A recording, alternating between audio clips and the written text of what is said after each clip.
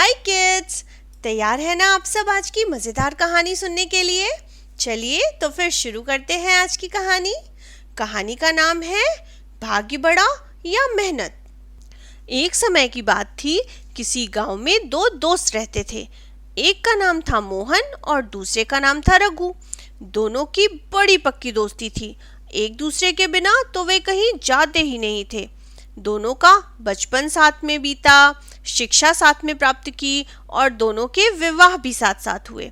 दोनों शहर में व्यापार करने लगे। वे रोज सुबह शहर की ओर निकल जाते और शाम को घर वापस आ जाते। एक बार की बात है, वे अपनी बैलगाड़ी से गांव वापस लौट रहे थे। तभी उन्हें रास्ते में एक ऋषि मिले। वे बहुत थके हुए लग रहे थे और शायद किसी साधन की प्रतीक्षा भी कर रहे थे। मोहन और रघु को देखकर उन्होंने उन्हें रुकने का इशारा किया और कहा, मैं गांव के पास ही एक कुटिया में रहता हूँ। आज बहुत थक गया हूँ, इसलिए चल भी नहीं पा रहा हूँ। क्या तुम लोग मुझे कुटिया तक छोड़ दोगे? ऋषि की बात सुनकर दोनों ने उन्हें आदरपूर्वक अपनी गाड़ी में बैठाया और उनकी कुटिया तक छोड़ दिया। ऋषि उन दोनों की सेवा से बहुत खुश हुए और बोले, वत्स, हम तुम्हारी सेवा से बहुत प्रसन्न हुए। तुमने हमारी सहायता करके हमें अपना ऋणी बना लिया है। हम तुम्हें कुछ दे तो नहीं सकते, परंतु तुम्हारी कोई समस्या हो तो हल जरूर कर सकते हैं। इसलिए कहो, अगर कोई समस्या हो तो। यह सुनकर मोहन ने कहा, नहीं नहीं महाराज, हमारी जिंदगी आपकी कृपा से खुशहाल है, हमें कोई समस्या नहीं। लेकिन रघु कुछ सोचकर बोला, ऐसे कैसे कोई समस्या नहीं महाराज, हमारा व्यापार इन दिनों कुछ ठीक नहीं चल रहा, नुकसान ही नुकसान हो रहा है। कृपया कोई उपाय तो बताएं। ऋषि उनकी बात सुनकर बोले, वत्स, अपना हाथ तो दिखाओ जरा। रघु ने झट से अपना हाथ आगे कर दिया। हाथ देखकर ऋषि बोले, भाग्यवान, बहुत भाग्यवान। तुम्हारे भाग्य में तो राजपाट लिखा हुआ है। सुख समृद्धि, बहुत बड़ा व्यापार, बड़ी हवेली, नौकर चाकर, चारों दिशाओं में तुम्हारी ख्याति, सब कुछ तुम्हारी किस्मत में लिखा हुआ है।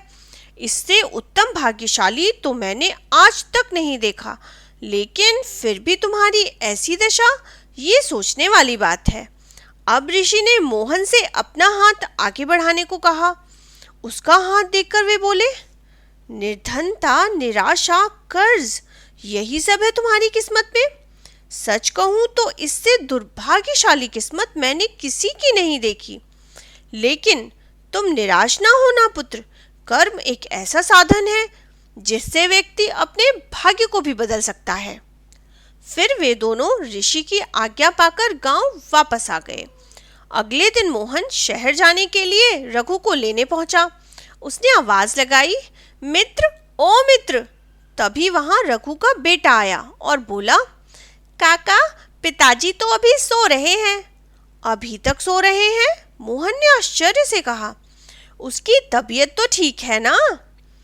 कहते हुए वह रघु के पास पहुंचा। रघु अभी भी बिस्तर में ही लेटा हुआ था।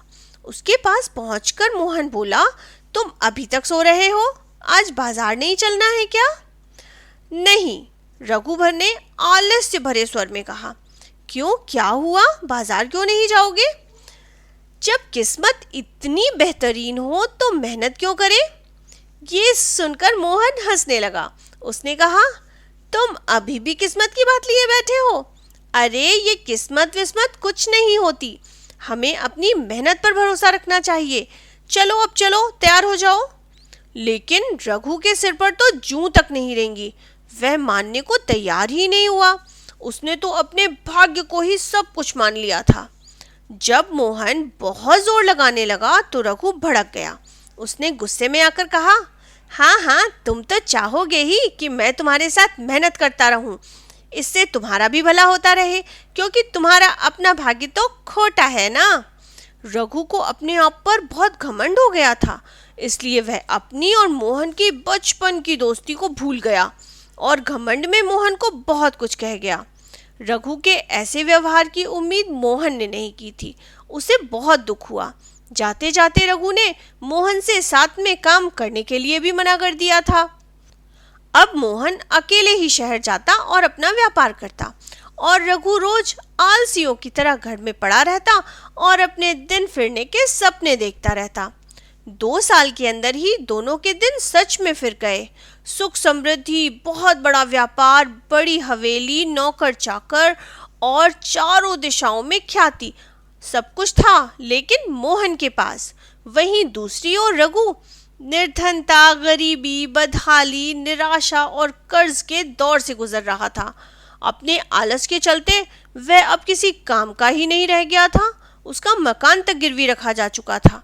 एक दिन उसे अपने दोस्त की याद आई।